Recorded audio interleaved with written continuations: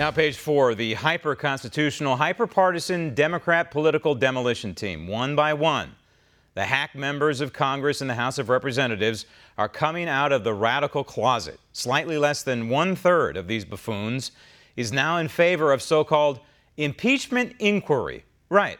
Where exactly does that exist in the Constitution? Nowhere in the founding document is there a mention of an impeachment inquiry.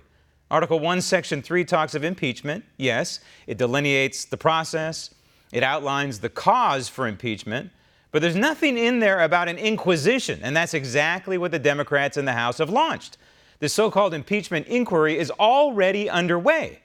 It's a steady drumbeat of phony, biased platitudes accusing the 45th president of vague, non-existent malfeasance like obstruction and a cover-up. The problem is there's nothing there. The president did not obstruct Congress. The president did not obstruct justice. And since there's no crime, then, well, there can be no cover-up. End of inquiry. Only these rabid, selfish, temporary Democrat politicians will not end their baseless attacks on President Trump. Their motive is not keeping the sanctity of the founding document. No, their motive is to weaken and ultimately damage and destroy the president for their own political gain in 2020. It's that simple. But what this ideologically driven Democrat demolition team is destroying is not President Trump, but the very framework of this republic, the United States Constitution.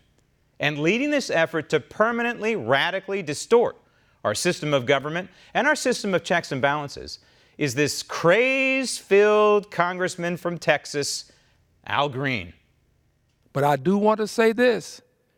Given that we know we can impeach right now, Stop tape. They can impeach and attempt to impeach anytime they want. Nancy Pelosi is not going to let it happen for a whole host of reasons. But the fact that this guy is taking to the floor of the United States Congress for the umpteenth time in the House of Representatives for I don't know how many countless times, banging his impeachment drum. Not only is it tearing down what impeachment really means, but it's destroying the very fabric of what our governmental system is all about. And who do I blame for this? Do I blame Nancy Pelosi? No, because she is what she is. And we knew that this would happen if she were to gain the gavel, and this is exactly what's going to happen. No, I blame the Republicans, in particular the Republican leadership, in particular in the 115th Congress and the prior Congresses, that allowed Barack Obama to get away with eviscerating the United States Congress. There's a president who should have been impeached. He should have been held accountable by the Republican leadership in the House of Representatives, but they were afraid. They didn't have the guts. They thought it would politically harm them. They cared more about their future and their power than they did about this republic and our United States Constitution. They did not hold Barack Obama accountable because they thought it would hurt them politically.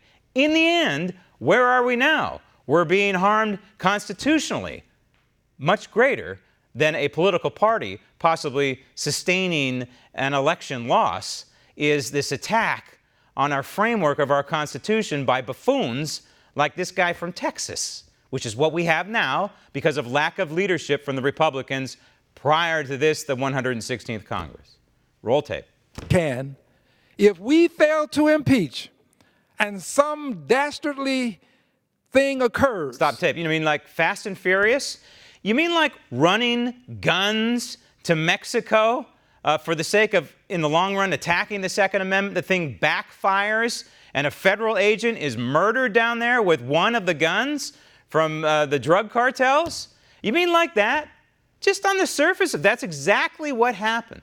Just on the surface of that. That's an impeachable offense. But then Barack Obama got emboldened because he kept getting away with political murder. And so he rewrote laws from the Oval Office. That's not in the United States Constitution anymore. You can't rewrite a law as President of the United States. The Article 2 branch doesn't have that power. That's only Article 1. Want to see more videos like this? Click on the link below and subscribe to One America News on YouTube, and call your cable provider and kindly demand that One America News is added to your lineup. Call and subscribe today.